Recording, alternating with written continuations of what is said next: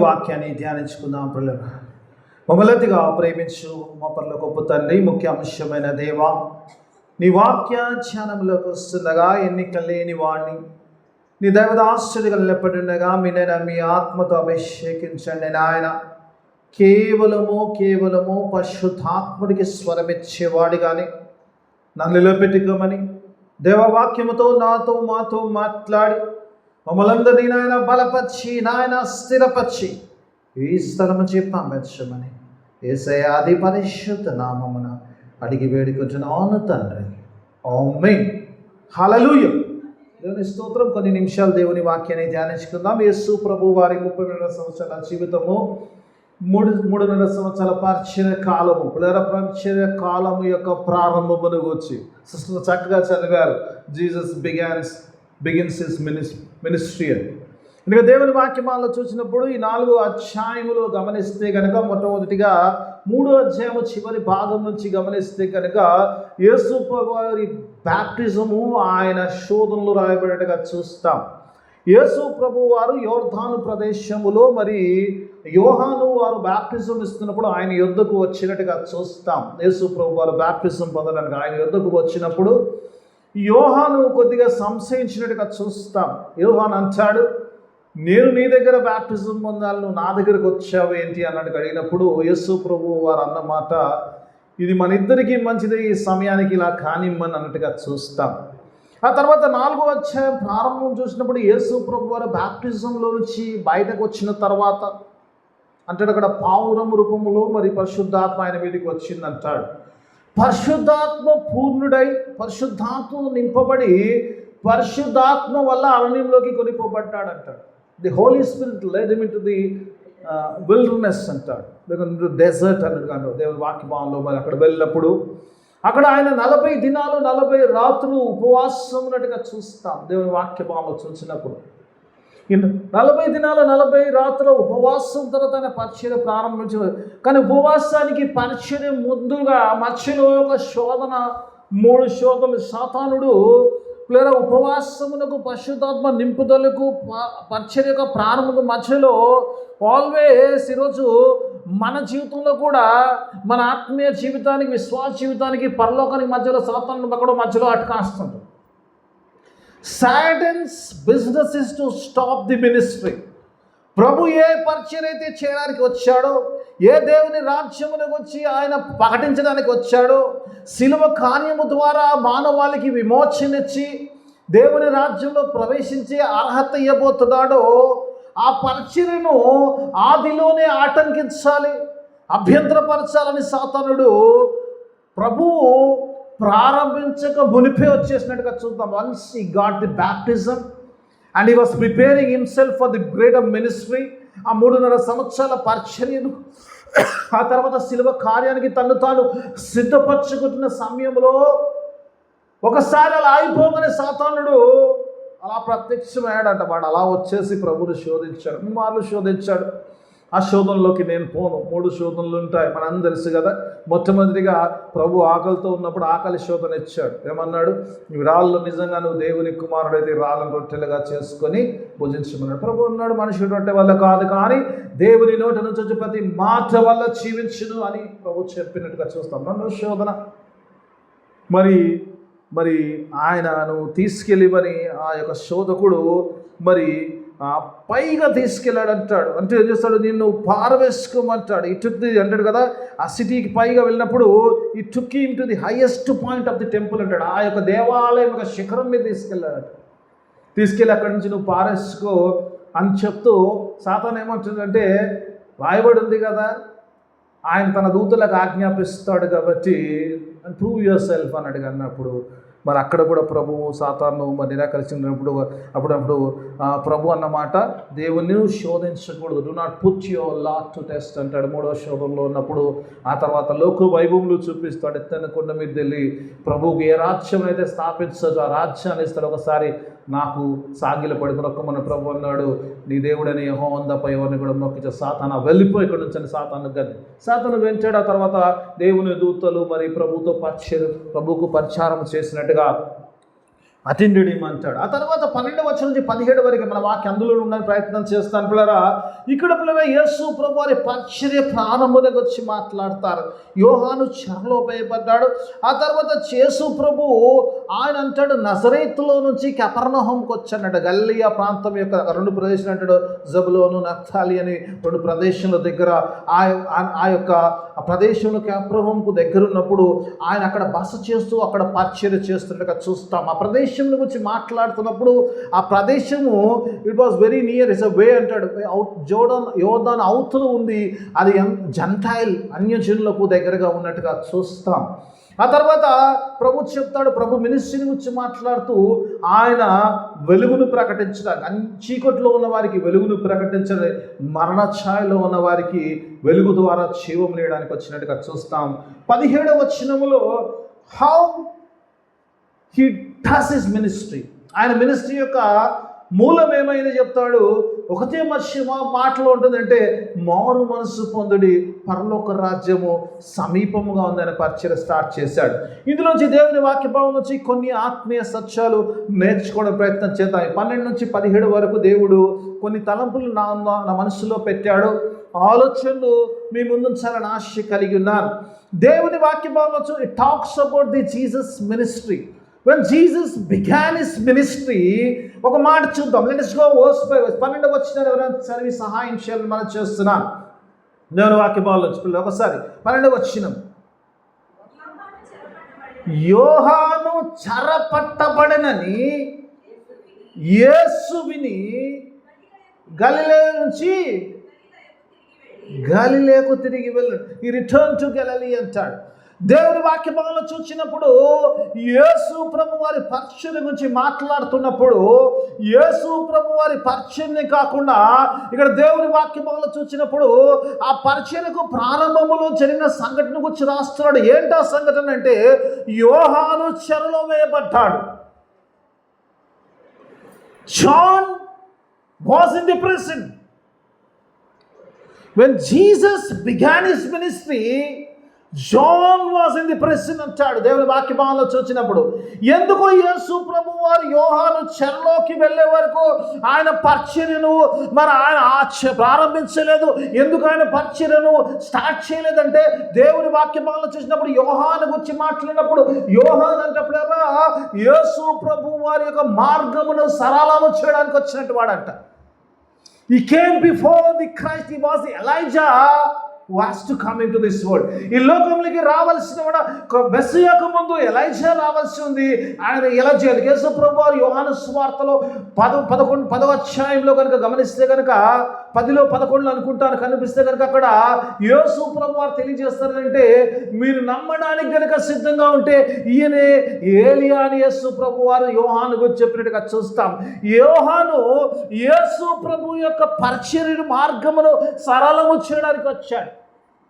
ఎప్పుడైతే యోహాను పరిచర్య చేస్తున్నాడో యోహాను పరిచర్య చేస్తున్నప్పుడు అక్కడ పరిస్థితులు ఏంటంటే పరిసయ్యులంతా వెళ్ళి యోహాను దగ్గరికి వెళ్ళారంట. యోహాను దగ్గరికి వెళ్ళి అడిగారంట, నీవు మెస్సయావా అని అడిగారంట. రానైన మెస్సయావో నీవా అని అడిగారంట. కొన్నిసార్లు ఆశ్చర్యం అనిపిస్తుంది నాకు ఈ వాక్యంలో చదివినప్పుడు. నేను మెస్సయ్యను బాబు అంటే నమ్మలేదు, కానీ యోహాను దగ్గరికి వెళ్ళి అడిగారంట, నువ్వు మెస్సయావా, రానైన మెస్సయావు నువ్వు అని అడిగారంట యోహాను. ఎంత విచిత్రం ఉంటుంది కొన్నిసార్లు నిజంగా. పరిసయ్యులు అంటే వారు మహాపండితులు, ధర్మశాస్త్రము తెలిసిన వారు, మెస్సయా రావాల్సిందని తెలుసు. యోహాను చేస్తున్నప్పుడు, యోహాను బాప్టిజం ఇస్తున్నప్పుడు యోహాను దగ్గరికి వెళ్ళి కనిపెట్టారు మెస్సయాని. కానీ మెస్సయా వచ్చినప్పుడు మెస్సయాని అన్నప్పుడు మెస్సయాని నమ్మలేదు. నమ్మారా? నమ్మలేదు. I don't know, it shocks me. కొన్నిసార్లు అనిపిస్తుంది రానైనను కానైనను పోయి మెస్సయాని అడిగారు, వచ్చిన మెస్సయాని అంటే నమ్మలేని స్థితిలో చాలాసార్లు కొన్నిసార్లు ఆశ్చర్యం ఉంటుంది కదా. ఎవరన్నా ఏదైనా ఉంటే మనకు డౌట్ ఉంటే మనకి పలానా నువ్వు చేస్తావా అని అడుగుతాం మనం కదా. పుసుకున్న ఎవరైనా వచ్చేసి నేను చేశానంటే నువ్వు కాదులే అని అడుగుంటాం మనం కొన్నిసార్లు. మనం కూడా ఇదే పరిస్థితిలో ఉంటాం. యేసయ్య వచ్చి మెస్సయ్య అంటే నమ్మలేని స్థితిలో ఉన్నారు. కానీ మెస్సయ్య ఎన్నడూ చెప్పని యోహాను దగ్గరికి వెళ్ళి నువ్వు మెస్సయ్యవా, రానైన వాడివి నీవేనా, నీ కొరికే కనిపెడుతున్నామా అని అడిగారు. కొన్నిసార్లు అనిపిస్తుంది కదా. యేసు ప్రభువు కూడా అంటారు, యోహాను పాపము ఏమీ తిని తాకుండా వస్తే ఆయనకు దయ్యం ఉందన్నారు. అలాగే నేను మంచిగా తినడము తాగడం అన్నీ చేస్తే కూడా నాకు దయ్యం ఉంది అంటాడు. మీరు ఎలాంటి మనుషులు అని అడిగాడు. జాన్ డిడ్ నాట్ డ్రింక్ అంటాడు. ఆయన ఏది కూడా ఆయన తేనె ఆయన అంటాడు మిడతలు, ఆయన మిడతల అవేంటి ఆయన ఆహారం అదే. ఆయన మంచిని తీసుకోలేదు, వైన్ తీసుకోలేదు. యేసుప్రభు మంచి తాగితే ఈయన మందు తాగుతాడే, ఈయన ఇట్లా మస్తు వేస్తాడు అంటాడు. కొన్నిసార్లు అనిపిస్తుంది దేవుని వాక్యంలో యోహాను తెలిగినప్పుడు యోహాను ఏమన్నాడు, నేను మెసేజ్ కాదు మెసేజ్. మరి ఎవరు పోయా నువ్వు చెప్పిన వాళ్ళకి ఏం జవాబు చెప్పాలి? What should be say about you అంటే అంటాడు, అరణ్యములో కేక వేస్తూ ప్రభు మార్గమును సరళపరచువాడును నేను అంటాడు. And the messenger who prepares the way of the Lord, దేవుని యొక్క మార్గమును సిద్ధపరిచేవాడిని, అరణ్యంలో కేకలు వేసేవాడినే తప్ప నేను మెస్సియాను కానని చెప్పాడు. మరి ఎందుకు బ్యాప్టిజం ఇచ్చిందంటే అప్పుడు అంటే నేనైతే నీటి ద్వారా బ్యాప్టిజం ఇస్తున్నాడు, నా వెనక వచ్చేవాడు నాకంటే శక్తిమంతుడు, ఆయన పరిశుద్ధాత్మలోను అగ్నిలోను మీకు బ్యాప్టిజం ఇచ్చును. This is what John said.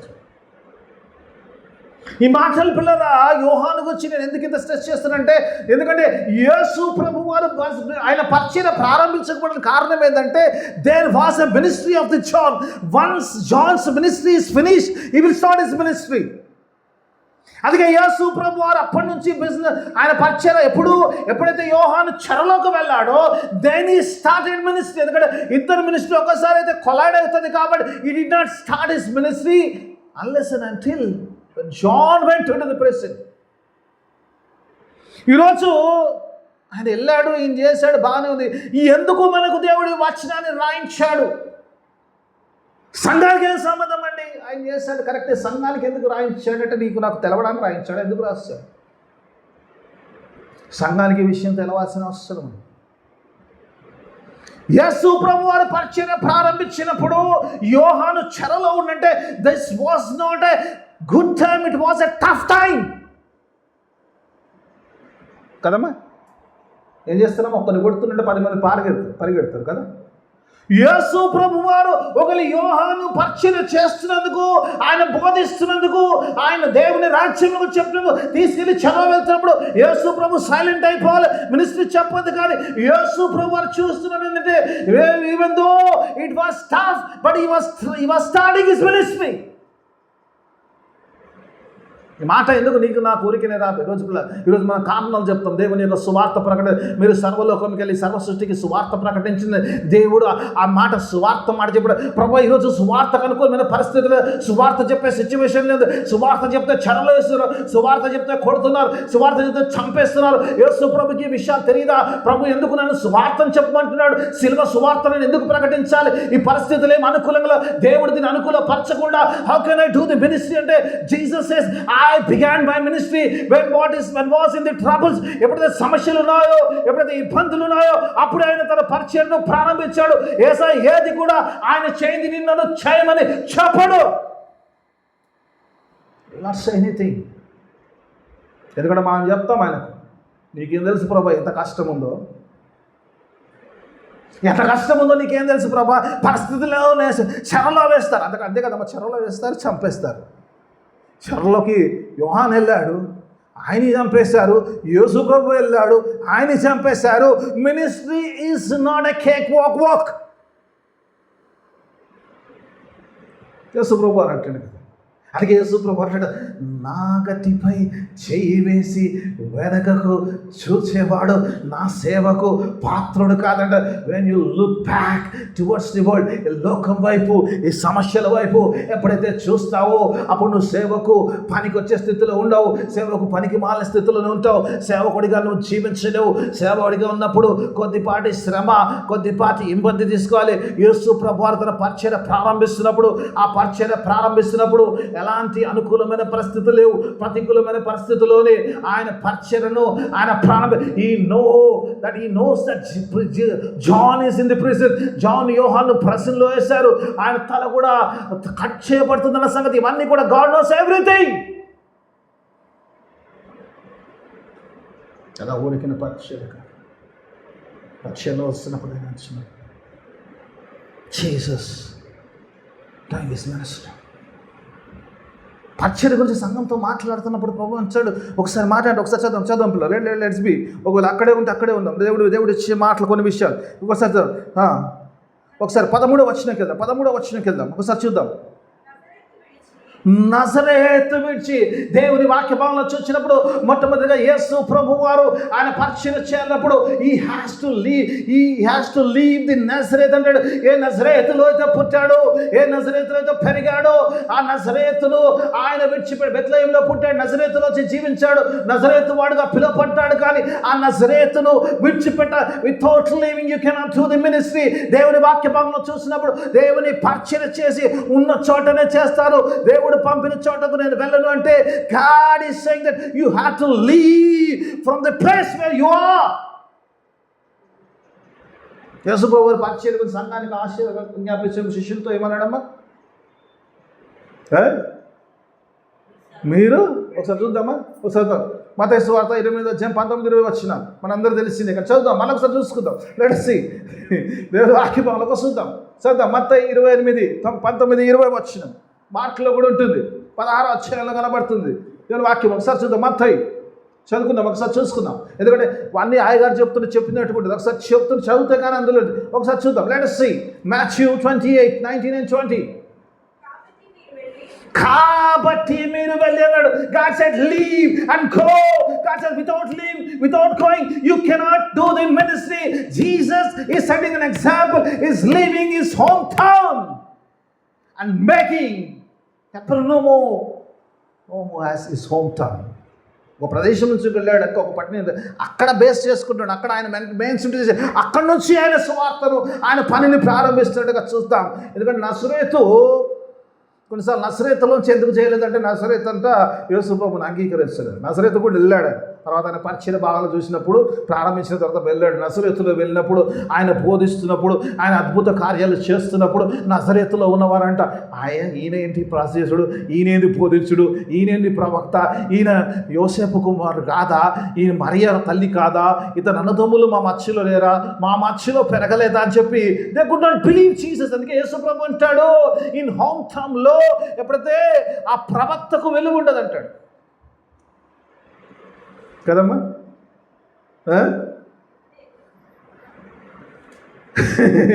నేరనమంటే జోయలు చెప్తే వాక్యం బాగుండదు, వేరే జాగాలు పోతే బాగా చెప్తాడు వాక్యం అంటారు. ఎందుకు నేడబెట్టలు చూస్తారు, మా ముందు పెరిగినోడే చూసినాడు, రోజు చూసినోడే కాబట్టి చిల్లగా అనిపిస్తుంది, చీప్గా అనిపిస్తుంది.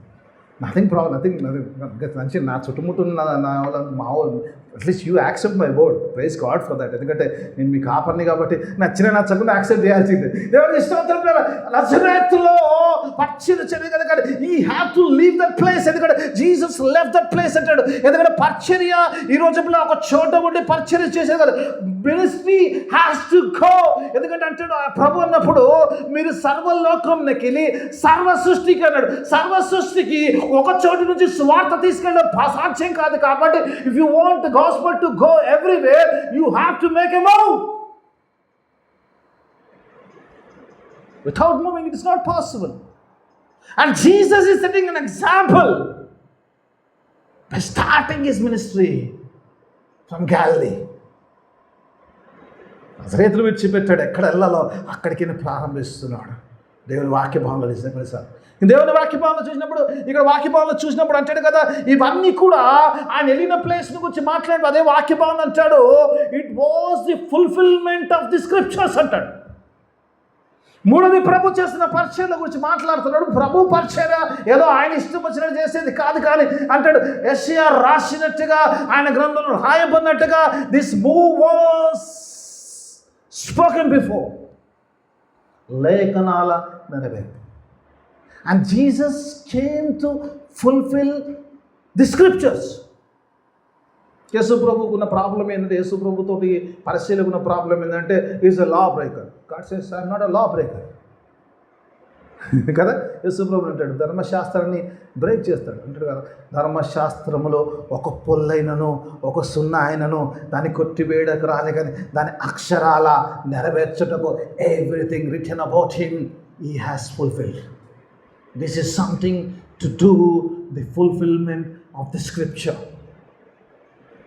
ఆయన ప్రతి పని కూడా ఆయన జనము నుంచి ఆయన శిలువ మరణము, ఆయన పునరుత్థానము, ఎవ్రీథింగ్ ఈజ్ స్క్రిప్చర్. లేఖనాల ప్రకారమే ఆయన చేసినట్టుగా చూస్తాం. మీది కూడా ఆయనకంతలా ఆయన చేసినట్టు కాదు. ఎవ్రీథింగ్ ఆయన ఇక్కడ మెస్ అయ్యాలన్నాడు. కాబట్టి okay, let me go to second point. I'm running out of my time. రెండో పాయింట్లోకి ఇప్పుడు వస్తారు. రెండోది పాయింట్, దేవుని వాక్యమాలలో చూసినప్పుడు, దేవుని వాక్యమాలలో రెండోదిగా చూసినప్పుడు ఇక్కడ యేసు ప్రభువుని గురించి మాట్లాడుతున్నప్పుడు, యేసు ప్రభువుని గురించి మాట్లాడుతున్నప్పుడు పిల్లరా అక్కడ 16వ వచనంలో చూసినప్పుడు ఒక మాట అంటాడు, చీకటిలో ఉన్న వారికి గొప్ప వెలుగును గురించి మాట్లాడు. He talks about the light to those who are the darkness అంటాడు. పిల్లలు, అంధకారములో ఉన్న వారికి, ఆ చీకటిలో ఉన్న వారికి దేవుడు ఒక గొప్ప వెలుగుగా ఈ లోకంలోకి వచ్చాడు. యోహాను సువార్త 12వ అధ్యాయంలో అన్నట్టుగా చూసినప్పుడు 8:12 అన్నట్టుగా, నేను లోకమునకు వెలుగాడు. Is the light of this world. ఆయన లోకమునకు వెలుగై ఉన్నాడు. కాబట్టి ఆ వాక్య ప్రకారము ఆయన అంటాడు, అంధకారములో ఉన్న వారికి వెలుగుగా ఆయన ఈ లోకంలోకి వచ్చినట్టుగా చూస్తాం. హల్లెలూయా, దేవునికి స్తోత్రం. దేవుని వాక్యమాలలో చూసినప్పుడు అంధకారములో ఉన్న వారికి వెలుగు అంటాడు. వాక్యంలో చూసినప్పుడు అనిపిస్తుంది నిజంగా, God, His ministry was bringing light to those who are in the darkness. అంధకారం, వెలుగు, చీకట్లు, దాని గురించి ఎక్కువ డిఫరెన్స్ లేదు. ఒకటి వెలుగంటే పరిశుద్ధతకు సాదృశ్యమైంది, చీకటి పాపములకు. పాపములో ఉన్న లోకములకు, పాపములో నింపబడిన పాపములు అంధకారములో ఉన్న లోకములకు విడుదల కలగ చేయడానికి, దేవుడు వెలుగులోకి నడిపించడానికి దేవుడు వెలుగై ఉన్నాడు. కాబట్టి వెలుగులో జీవించడానికి ఆయనే గొప్ప వెలుగై ఆ యొక్క ప్రదేశమునికి ఆయన వచ్చినట్టుగా చూస్తాం. We want to be a light. వెలుగును గురించి మాట్లాడు. అంధకారములో ఉన్న వారికి వెలుగును గురించి ఒక చక్కని మాట యోహాను రాస్తాడు. Let's go and see.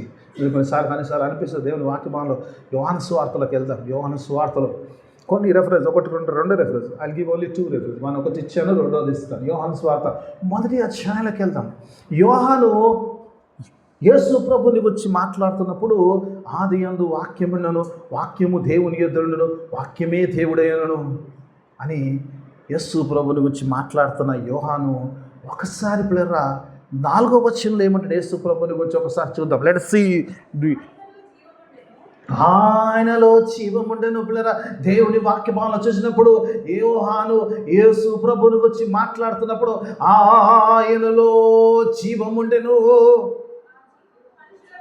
ఆ జీవము మనుషులకు వెలుగై ఉండను. హల్లెలూయా. ఎవడైతే వెలుగులో ఉంటాడో వాడు జీవములో ఉంటాడు. ఎవడైతే చీకట్లో ఉంటాడో వాడు మరణములో ఉంటాడు. ఆయనలో జీవం ఉంది, ఆయన వెలుగై ఉన్నాడు. ఆ జీవములో నువ్వు ఉండాలంటే ఆ వెలుగులోకి రావాలి. ఆ పాప సంబంధమైన జీవితం విడిచిపెట్టాలి. అంధకారంలోంచి బయటికి రావాలి. ఎప్పుడైతే అంధకారం నుంచి బయటికి వస్తావో, ఎప్పుడైతే అంధకారం నుంచి యేసు ఆ వెలుగులోకి నువ్వు వస్తావో, నీలో జీవం వస్తుంది. ఆయనలో ఉన్న జీవం నీలోకి వస్తుంది. You will live forever. Hallelujah. అంధకారములో ఉన్నవారికి వెలుగిస్తున్నాయి. ఎందుకయ్యా అంధకారంలో ఉన్నవాడికి వెలుగు అంటే, అంధకారంలో ఉంటే చచ్చిపోతాం. చచ్చిపోతే ఏమైతే తెలుసామా? నరకం ఎలా ఉంటుందో తెలుసామా? అగ్ని ఆరదు, పురుగు చావదు. కానీ ఒక విషయం తెలుసా, నరకములో అగ్ని ఉందంట, అక్కడ పురుగు చావదంట, కానీ అక్కడ భయంకరమైన చీకటి ఉందంట. తెలుసాము? Throw him into the darkness అంటాడు. అగ్నిలో చీకటి, అది దేవుని మాత్రం. దేవా, అగ్ని ఉంది కదా, అగ్ని ఉంటే లైట్ ఉండాలి కదంట. లైట్ ఉండదు, చీకటి ఉంటుంది. హెల్లో అగ్ని ఉంటుంది, కానీ అక్కడ చీకటి ఉంటుంది. అంటే భయంకరమైన అంధకారం ఉంటుంది. అంధకారములో ఆ మంటలో కాలుతుంటాడు. అందుకే దేవుని వాక్యం అంటాడు, ఆ అంధకారములో ఒకవేళ ఈరోజు భూమి మీద నువ్వు అంధకారములో ఉంటే ఆ అంధకారంలోకి వెళ్ళిపోతావు. కాబట్టి you better come in to the light when light is available to you. దేవుని వాక్యం అనే వెలుగు నీలో ఉన్నప్పుడు, ఆ వెలుగులోకి నువ్వు వచ్చినప్పుడు వెలుగు సంపదికుడిగా ఉంటావు. ఆ వెలుగు సంపదికుడు ఉన్నప్పుడు నీలో జీవము వస్తుంది. Life will come into you when you have the light.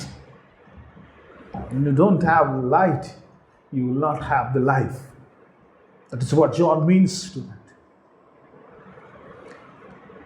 5వ వచనం చాలా వండర్ఫుల్ ఉంటుందమ్మా. ఉందామా? అవసరమైతే ఆపేద్దాం అక్కడికి. 5వ వచనం బాగుంటుంది. యోహాను సువార్త 4:5 చూడండి. 5వ వచనం చూడండి, చాలా వండర్ఫుల్ ఉంటుంది. ఆ వెలుగు, ఏ వెలుగు, ఏ వెలుగైతే వచ్చిందో, ఏ వెలుగైతే ఉందో ఆ వెలుగు చీకటిలో ప్రకాశించుతుంది. God wants everyone to come into the light and it is shining in the darkness. కానీ చీకటి దాన్ని గ్రహింపలేదు. ఎంత గొప్ప స్టేట్మెంట్ అమ్మ, కొన్నిసార్లు అనిపిస్తుంది. దేవుడు అంటే చీకటిలో వెలుగు ప్రవేశిస్తున్నాడు. ఏమంటున్నాడు? చీకటిలో స్టార్టింగ్ వెలుగు చీకటిలో ప్రకాశించుతుంది. వెలుగు పిల్లగా యేసు ప్రభు వారి వెలుగు ఆయన ఎక్కడో దాచిపెట్టుకోలేదు. ఆయన చీకటికి ఇస్తున్నాడు. ఇక్కడ చీకటి సంబంధికులను వెలుగు సంబంధికులు కావాలని ఆయన చీకటిలో ప్రకాశింపచేస్తాడు. కానీ చీకటిలో ఉన్నవాడు గ్రహించే స్థితిలో లేడు. చాలా మంది యేసు అని చెప్తున్నప్పుడు, శిలువ కార్యం చెప్తున్నప్పుడు, శిలువ ద్వారా విమోచన, శిలువ ద్వారా జీవము, పాప క్షమాపణ, నిత్య జీవము, they could not understand and grab the knowledge of the Christ. చీకటి దాన్ని గ్రహించలేని స్థితిలో చాలామంది ఇలాగే ఉంటారు. చుట్టూ వెలుగే ఉంటుంది కానీ వాడి జీవితంలో ఇంకా చీకటే ఉంటుంది. Because they cannot see the God. ఆ వెలుగుమైన యేసయ్య వారి మధ్యలో సంచరిస్తున్నప్పుడు వారు చూడలేకపోతే, ఎవరి వాక్యం గురించి నీతో నాతో మాట్లాడు. గాడ్ ఆయన పరిచయం గురించి మాట్లాడు. ఆయన వెలుగు సంబంధికుడిగా వస్తున్నాడు. ఎలా వస్తున్నాడు చూడమ్మా, అంతగా మరణ ఛాయలో ఉన్నవారికి, మన వాక్యభావంలో కొద్దాం, మరణ ఛాయలో ఉన్న వారి కొరకు ఆయన వెలుగై వస్తున్నాడు. He's coming those who are living in the shadow of the death. ఆ మరణ ఛాయలో, ఆ మరణ నీడ కింద ఉన్నాడు. వాడు బ్రతికున్నాడు అనుకుంటున్నాడు కానీ ఆ నీడలో ఉన్నంతసేపు వాడు మరణం వైపు వెళ్తాడు. వాడి జీవితము, అందుకే సంఘ ప్రకటన గ్రంథంలో అంటాడు, జీవించుతున్న వాడవన్న మాటనే కానీ నీవు చచ్చిన వాడే వేటాడు. చాలాసార్లు ఈ లోకంలో నేను బ్రతికున్నాను అనుకుంటాడు కానీ ఎప్పుడైతే వెలుగు లేదో, ఎప్పుడైతే క్రీస్తు లేదో, నువ్వు చచ్చిన వాడవే. You might think you are alive but you are dead అంటాడు. ఆ మరణ ఛాయలు నీ మీద ఉంటూనే ఉంటాయి. ఆ మరణ ఛాయలో జీవిస్తున్న వారికి ఆయన వెలుగునివ్వడానికి వచ్చాడు. అంతే ఉందమ్మా వాక్యం అక్కడ, మరణ ఛాయలో ఉన్న వారికి, కూర్చుండి ఉన్న వారికి. కొన్నిసార్లు అనిపిస్తామా, ఐ డోంట్ నో, దేవుడు ఇప్పుడు రివీల్ చేస్తుంది. కూర్చుని ఉండమంటే తెలుసా అమ్మ, కంఫర్టబుల్గా సెటిల్ అయిపోయినాడు అక్కడ. మామూలు కాదు, వాడు ఏదో పరుగును ఏదో పరిగెత్తుకునేలో ఏదో కాదు, వెరీ కంఫర్టబుల్గా కూర్చున్నాడు. మరణ ఛాయలో కూర్చొని ఉన్నాడు. ఇక వాడు ఫిక్స్ అయిపోయాడు, నేను ఇక్కడే అన్నాడుగా. ఆ స్థితిలో ఉన్న వాడితో అంటుంటే దేవుడు అంటున్నాడు, come into the light so that you will live forever. ఎంకజన అంటాడు, అక్కడ చూసినప్పుడు అంటాడు, అన్యజనులకు అంటాడు. యోర్దాన్ ఉందంట, యోర్దాన్ అవతల ఏముందంటమ్మా, అన్యజనులు అంట. Close to the gentiles. Gentiles, అన్యజనులు అంటే దేవునికి చెందని వారందరూ కూడా దేవునిలోకి రావాలి. That was the purpose of Jesus ministry. యేసు ప్రభువు వారు పుట్టినప్పుడు ఎవరికి చెప్పిందమ్మా మెసేజ్? ఎవరికి వచ్చింది? పరిశీలన రాలేదు. పరిశీలన ఎవరికి వచ్చింది? బయటున్న గొల్లలకు వచ్చింది. వెలుపల ఉన్న గొల్లలు, కొందరు గొల్లలు వారి తమ మందల్లో కాచుకుంటూ ఊరికి అవతల వారు ఉన్నవారు, they were out side the city. ఆ లేకున్న పరిధిలో లేని బయట ఉన్న వారికి it was a good news of the Christ birth. అన్య చిన్నలు అవతల ఉన్న వారికి, బయట ఉన్న వారికి, ఎవరు చీకట్లో ఉన్నారో వాని వెలుగులోకి తీసుకురావాలి. And Jesus, let me come back to the last పాయింట్లోకి వచ్చేస్తాను, ఎందుకంటే నాకు సమయం లేదు కాబట్టి. ఒకరి పాట యేసు పవర్ 17వ వచనం మాట ఏమంటుంటే, అప్పటి నుంచి యేసు వాళ్ళకేం చెప్తుండే, అప్పటి నుంచి యేసు ఏమంటుండు, పరలోక రాజ్యము సమీపముగా ఉంది కాబట్టి మారు మనసు పొందుడి. ఎవరైతే చీకట్లో ఉన్నారో, ఎవరైతే మరణ ఛాయలో ఉన్నారో, ఎవరో పాపంలో అయితే జీవిస్తున్నారో, ఎవరైతే జీవితాలు దేవునికి సరిగా లేవో, come on, repent from your ways, repent from your past life, repent from your sinful life. ఈ పాప జీవితంలో నుంచి, ఈ యొక్క పనికిమాలిన జీవితము ఏదైతే నిన్ను మరణం వైపు నడిపిస్తుందో, ఆ జీవితంలో నుంచి నువ్వు మారు మనసు పొందితే కానీ నువ్వు జీవితంలో you have to repent. Without repentance there is no kingdom. God says that I have brought the kingdom so near to you. పరలోక రాజ్యం ఏమంటాడు? సమీపముగా ఉన్నాడు. యేసు ప్రభువు పరిచయం అంటే he brought the kingdom so near. The thing is that without repenting you cannot enter the kingdom of God. ఈ మారు మనసు పొందితే కానీ ఆ పరలోక రాజ్యంలో ప్రవేశించలేవు. కాబట్టి ఆ మారు మనసు పొందాలి. You have to change. If you don't make a change in your life, you will never enter the kingdom of God. చెప్పుకుంటూ పోతే చాలా ఉంటుంది. యేసు ప్రభువు యోహాను నికోదేముతో అంటాడు కదా, ఒకడు మరలా ఎలా మారాలి అంటే నువ్వు మరలా జన్మించినట్టుగా, ఎలా తల్లి గర్భంలోంచి వచ్చినప్పుడు హౌ యు వర్ ఇన్నోసెంట్, ఎలా నువ్వు పాపము లేకుండా పరిశుద్ధంగా ఉన్నావో అలా నువ్వు మార్చబడాలి. ఒక పసివాడిలా మార్చబడాలి. దేవుని మీద ఆధారపడగలగాలి, దేవుళ్ళు విశ్వసించగలగాలి. అలాంటి స్థితిలో నువ్వు ఉన్నప్పుడే ఆ పరలోక రాజ్యంలో ప్రవేశించగలుగుతావు. ఒకడు నీటి మూలంగాను ఆత్మ మూలంగాను జన్మిస్తే కానీ వాడు పరలోక రాజ్యమును చేరడు, చూడడు అని యేసు ప్రభువు అన్నారు. దేవుని వాక్యం యేసు ప్రభువు వారి పరిచయం. ఇంకా ఒకవేళ మనం అంధకారంలో మనము దేవుని అంగీకరించాం, ప్రభువుని అంగీకరించాం, యేసు రక్తం కరగబడ్డ మంచిది. కానీ ఇంకా మన జీవితంలో are we holding any darkness in us? Let us examine ourselves. మనం పరీక్షించుకుందాం. ఇంకా నాలో ఏదైనా అంధకారం ఉందా దేవా? నన్ను మరణం ఛాయలో కూర్చోబెట్టే అంధకారం ఏదైనా ఉంటే దేవా నీ వాక్యం అనే వెలుగు ద్వారా దాన్ని so that I can be the son of the light and live in the light, having life of the Christ. క్రీస్తు యొక్క ఆ నిత్య జీవమును కలిగి నిత్యత్వంలో జీవించడానికి అతి కృపా సహాయాన్ని దేవా మేము అనుభవించండి. ప్రార్థన చేద్దాం. మనం లేచిన ప్రార్థన ప్రభుని ప్రవర్తన ఆశీర్వాదము సనకీర్తనము నామని మమ్మల్ని అతిగా ప్రేమించు మా పర్లకు తండ్రి నీకు వేలాది స్తోత్రం. అవునైనా గొప్ప దేవుడవు, శక్తిమంతుడు, సృష్టికర్త, సర్వాధికారి. పరిచర్య ప్రారంభము ఎలా జరిగిందో మాకు నేర్పించావు నేను. పరిచర్యకి ఎలా అనుకూలంగా మేము ఉండాలో మీరు నేర్పించారు నాయన. ఇంకా నైనా అనేకుల అంధకారములో ఉన్నవారిని వెలుగులోకి నడిపించేవారిగా మమ్మల్ని మేము వెలిగింపచేస్తున్నాను. అనేకమంది చీకట్లో ఉన్నవారిని వెలుగులోకి నడిపించేవారిగా మేము అన్నిటికీ సహాయం దయచేయండి. విత్తబడిన వాక్యం అందరి జీవితం ఫలభరితం వాక్యం చేయండి. వాక్యానుసారమైన జీవితాన్ని దయచేయండి. చేరొచ్చిన ప్రతి ఒక్క బిడ్డల సంఘంలో నుండి ఆశీర్వాదాన్ని పంపించమని యేసయ్య పరిశుద్ధ నామమున అడిగి వేడుకుంటున్నాను తండ్రి. ఆమేన్.